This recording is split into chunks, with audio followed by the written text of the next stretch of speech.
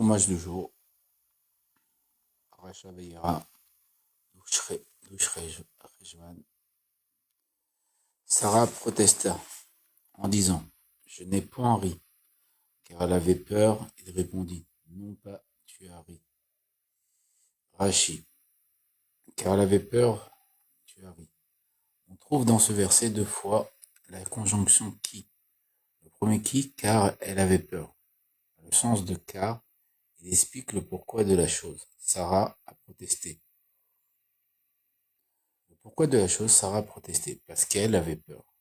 Quant au second qui, il a le sens de mais. Il répondit non, ce n'est pas comme tu le dis, mais qui tu as effectivement ri. Ainsi que l'ont enseigné les rabbins, le mot qui peut avoir 4 significations. Si, peut-être, mais, car. Les hommes se levèrent et fixèrent leur regard dans la direction de Sodome. Abraham les accompagna pour les reconduire. Rachi, ils regardèrent. La forme irfine du verbe ashkof exprime toujours dans la Torah une idée péjorative, sauf dans jette un. La forme irfine du verbe ashkof exprime toujours dans la Torah une idée péjorative, sauf dans jette un regard. Quand on aura des choses négatives, si on fait de la tzedaka, on fait du bien, ça transforme la rigueur en miséricorde de Dieu. C'est un grand secret là, grâce à Dieu. En miséricorde de Dieu. C'est un grand secret là, grâce à Dieu. Rachi, les raccompagner. Un grand secret là, grâce à Dieu. Rachi, les raccompagner. Grâce à Dieu. Rachi, les raccompagner. Je vais faire à Sodome. Il ne serait pas bien que je le fasse sans qu'il le sache. Je lui ai donné ce pays, et ces 5 villes lui avaient écrit. La frontière du peuple Kénani allait depuis Sidon, dans la direction de Sédon, et Amoraï, et Adam, et c'est faux. Oui. Ce serait bien de demander à ChatGPT, ça représente quoi ça? Je l'ai appelé, à savoir, le père d'une multitude des nations, et j'exterminerai ses enfants, sans prévenir leur père, qui est mon ami. Donc Abraham est appelé l'ami de Dieu et le père des peuples. Abraham ne doit-il pas devenir une nation grande et puissante et une cause de bonheur pour toutes les nations de la terre?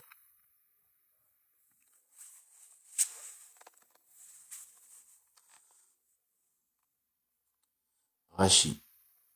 Le Midrash explique ici le verset. Le souvenir du juste est une bénédiction. Étant donné qu'il l'a mentionné, il a béni. Et d'après le sens littéral, le Lukash, il m'est cher au point que je ferai de lui un grand peuple, et que tous les peuples de la terre seront bénis par lui. Si je l'ai distingué, c'est pour qu'il prescrive à ses fils et à sa maison, après lui, d'observer la voie de l'Éternel, en pratiquant la vertu et la justice, afin que l'Éternel accomplisse sur Abraham ce qu'il a déclaré à son égard. Rachi, car je l'ai distingué. Ce terme exprime l'idée d'affection, comme dans connu de son mari. Boaz est connu de nom, et que je t'ai spécialement distingué. Toutefois, le sens premier de ce mot, tous ces cas, est connaître.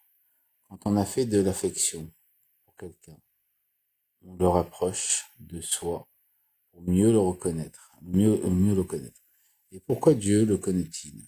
C'est afin qu'il prescrive à ses fils, parce qu'il ordonne à ses enfants d'observer ma voie. Et si tu l'expliques selon le Targum, le texte voudra dire, je sais qu'il prescrira à ses fils. Mais dans ce cas, la conjonction l'émane afin que ne se justifie pas. Le verbe est à la forme fréquentative, comme dans « c'est ainsi qu'avait d'habitude d'agir ». Afin que Hachem amène, c'est ce qu'il prescrira à ses enfants. Gardez la voie de Hachem, afin que Hachem amène sur Abraham. Ce n'est donc plus Dieu qui parle, mais Abraham. Il n'est pas dit sur la maison d'Abraham, mais sur Abraham. Cela nous enseigne que celui dont le fils devient injuste est comme s'il ne mourrait jamais.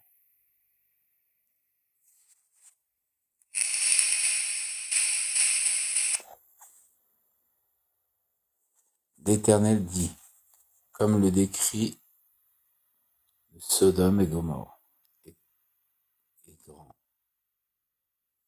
Leur perversité est excessive. Hachem dit à Abraham, faisant ainsi ce qu'il avait annoncé, ne pas lui cacher ce qu'il allait faire, est grand.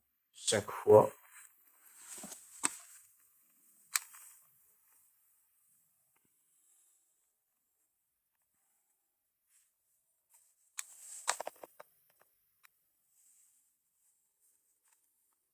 que l'on trouve dans la Torah le mot rava avec l'accent tonique mis sur la dernière syllabe va, il veut dire grand ou en train de grandir. Ici, où l'accent tonique mis sur la dernière syllabe va, il veut dire grand ou en train de grandir. Ici, où l'accent est mis sur la dernière syllabe, ra, il veut dire déjà en plainte.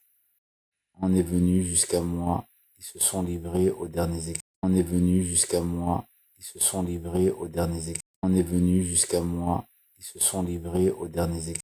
D'un pays au féminin en hébreu. S'ils ont fait entièrement comme le cri est venu jusqu'à moi, s'ils persistent dans leur rébellion, je les exterminerai.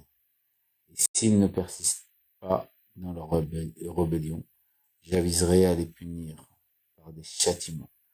Mais je ne les anéantirai pas. On trouve dans le même style dépose des ornements et j'aviserai à ce que je dois te faire. C'est pourquoi le mot assou, ils ont fait et kala entièrement, mais aussi c'est l'extermination, sont détachés l'un de l'autre par le signe d'interruption pessique. C'est l'extermination, sont détachés l'un de l'autre par le signe d'interruption pessique. Nos rabbins ont interprété ainsi qu'il est expliqué au dernier chapitre du traité Sanhédrin. Donc, quand il y a la rigueur de Dieu, le fait de faire de la bonté, ça enlève cette rigueur. Mais là-bas, à Sodome et Gomorrhe, ils empêchaient de faire de la bonté, parce qu'elle voulait nourrir ce pauvre. Et c'est ce qu'on a vu juste avant. Donc à ce moment-là, elle allait enlever la rigueur de Dieu. Et bien, la rigueur de Dieu s'est dévoilée, et Sodome a été détruit. Les hommes quittèrent ce lieu, et s'acheminèrent vers Sodome. Avram était encore en présence du Seigneur. Les hommes se détournèrent de l'endroit où Avram les avait accompagnés. Et Avram était encore debout devant Hachem. Ce n'est pas lui pourtant qui s'était levé pour se tenir debout devant Hachem. Mais c'est le Saint béni soit-il qui était venu chez lui pour lui dire, comme le gémissement de Sodome et de Amora est grand. Le texte aurait dû donc dire, et Hachem était encore debout devant Abraham. Il s'agit là d'une correction de scribe. destiné à prévenir une éventuelle interprétation irrévérencieuse. Abraham s'avança et dit, anéantirais-tu Abraham s'avança et dit, anéantirais-tu pour la réconciliation. Yehuda s'avança. Et pour la prière, le prophète Eliaou s'avança. Abraham a utilisé tous ces trois moyens. Il s'est exprimé avec dureté. Il a choisi et il a cherché à la prière. Anéantirais-tu aussi le juste avec le scélérat? Af est une conjonction qui veut dire aussi. Le Targum Onkelos le traduit par colère. Cela ne signifierait alors ta colère t'entraînerait-elle à anéantir le juste avec le scélérat? Peut-être y a-t-il 50 justes dans cette ville. Le feras-tu périr aussi et ne pardonneras-tu pas à la contrée en faveur de 50 justes dans cette ville? Le feras-tu périr aussi et ne pardonneras-tu pas à la contrée en faveur de 50 justes qui s'y trouvent? Rachid, 50 justes. À raison de 10 justes par ville, puisqu'il en avait 5.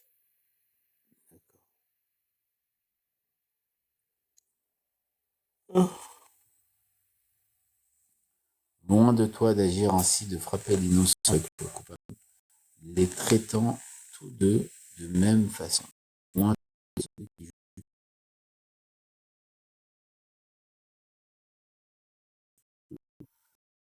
serait-il un juge unique? Loin de toi, Khalila. Et si tu devais m'objecter,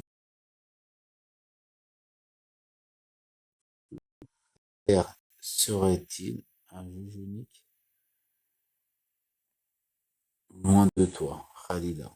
Et si tu devais m'objecter que les justes ne sauveront pas les séras, alors pourquoi ferais-tu mourir le juste? Okay. Loin de toi, Khalila. Le mot Khalila, comme Cholim,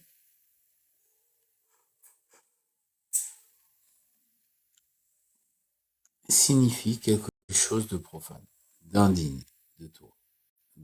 Les gens diront, et voilà comment il a agi. Il emporte tout juste, etc. Ainsi as-tu agi envers les générations du déluge, les générations de la tour de Babel. De cette manière, si cela nie les générations du déluge, les générations de la tour de Babel. De cette manière, si cela n'est rien qui lui ressemble, loin de toi dans le monde futur, celui qui juge toute la terre, le hait de Hachofet, celui qui juge est ponctué d'un Khataf Patar, petit Patar, parce qu'il n'est pas un article, mais un interrogatif. Est-ce que celui qui juge toute la terre ne rendrait pas une justice de vérité? 26. 33.